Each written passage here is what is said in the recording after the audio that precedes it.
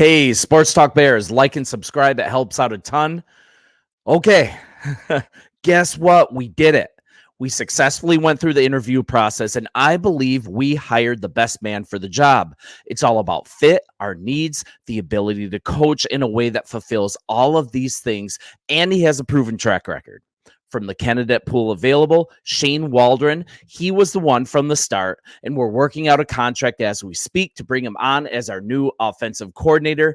And now we also have something going on that goes well beyond getting this hire right. Our GM, he's done so many incredibly smart things, and he's playing chess while the rest of us are playing checkers. It's absolutely true. So let's talk about it. The media, they took what he was doing on face value, and they continue to do his job for him. Now I want you to consider something. Look at all the media outlets. All the outlets insisting that simply because Kingsbury was interviewed that he'll be hired 100%. Caleb Williams is 100% the quarterback we're taking. Book it, right? I was communicating something different. I was communicating the need to have a broad view of what was really happening here. You can go back and watch. I was not reactionary on this, but the same thing was being done with Greg Roman when he was interviewed. What was the thing that everyone was saying? We're 100% going with Fields, and that's a done deal as well. Both of these were being reported with zero thought to the fact that every single other interview candidate, every single one was from the Shanahan-McVay coaching tree. Now, we clearly have the best man for the job, and what Ryan Poles said from the start is now the case. Word on this quarterback decision, it's going to be completely hidden until two things happen. One, we draft our new quarterback on April 25th, or we trade this pick early for a ransom. Now, what can we do? We have a coordinator that will work great with either quarterback, right? Following suit with Poles sharing that any serious candidate, I said serious candidate, would have to have a plan of attack regardless of which quarterback is our starter. He held true to that. Kingsbury and Roman, they didn't fit that mold at all. It was never going to happen realistically. Now we can play the string out. He can be like, hey, I interviewed Kingsbury. Hey, I interviewed Roman. I don't know what I'm going to do yet.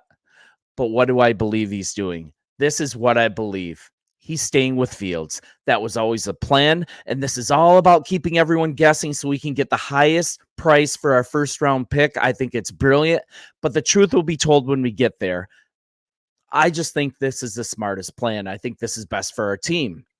I'm excited about this. I think I'm rightfully so excited. Another great thing, Kevin Warren. He is working in unison with Poles. You want proof?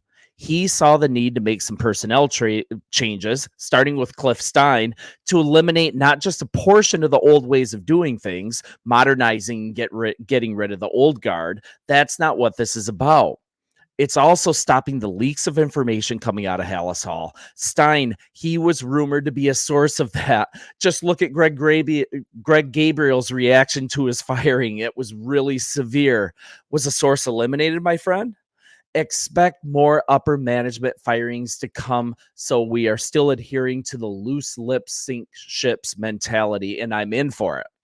We have a fully united front office. Warren, he's not afraid to clean house if needed, and he's giving Poles every single type of support in his power to provide in order to help Poles. Just do your thing, man. Help Poles do his thing. What a great thing. And we haven't had this type of unity in my memory. And I remember the 85 Super Bowl. Every good business, every good organization of any type, it starts with unity, and we finally have it. We now have the coach that will actually run his scheme correctly. I repeat, correctly. In our offense, we don't have to retool it from the ground up. Let's get this balanced. I want to bring up this ESPN story. I always want to give credit. I think it's super important. So here it is. Let's look back now. He was our first interview. We moved fast. As you know, he spent the last 3 years with the Seahawks under Pete Carroll.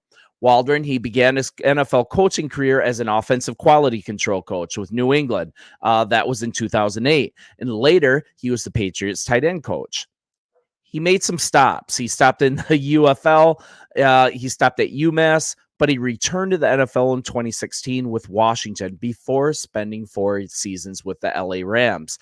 That's where he got more experience with the McVay coaching style. He coached tight ends in 2017. He coached the quarterbacks in 2019, and he served as the passing game coordinator.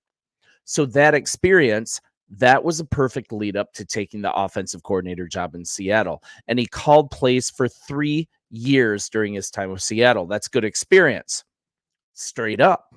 These are good results, especially for keeping Fields. Although, yes, I'm open to the alternative. Everyone relax. I'm open to Caleb still. But another plus, he can work independently. He's been calling plays for a defensive-minded coach in Pete Carroll, and that's a great aspect of him being hired as well. He can work independently with a defensive-minded coach. He's going to mesh really well with Coach Flus. Waldron brings 3 seasons of play calling experience to Chicago. That's what I already said. He became Seattle's offensive coordinator during Russell Wilson's final season with the Seahawks in 2021, but then he coached Geno Smith. He coached him. It's like out of the ashes. He coached him up, and he had a career best season in the following season when the quarterback ranked 1st in completions percentage, 4th in touchdowns, 5th in passer rating, 7th in QBR, and 8th in passing yards. That's 4,282 yards of passing. And this is from a guy who was left for dead. This is a guy that no one thought would ever be a starter again. And he thrived under Waldron. Seattle's offense, they ranked 17th in points per game and 21st in yards per game in this last year. But I don't think that's really indicative of what was going on with Waldron. He has a history of being flexible with game plans. He has a history of spreading the ball out and getting the ball actually to his playmakers in space. He has a great ground. He has a great floor, and I think he has a high ceiling as a play caller, and I'm glad we have him.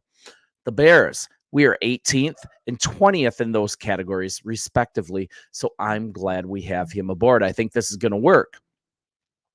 Chicago, our offensive imbalance, we go between owning the league's number 2 rushing offense while ranking 27th in passing.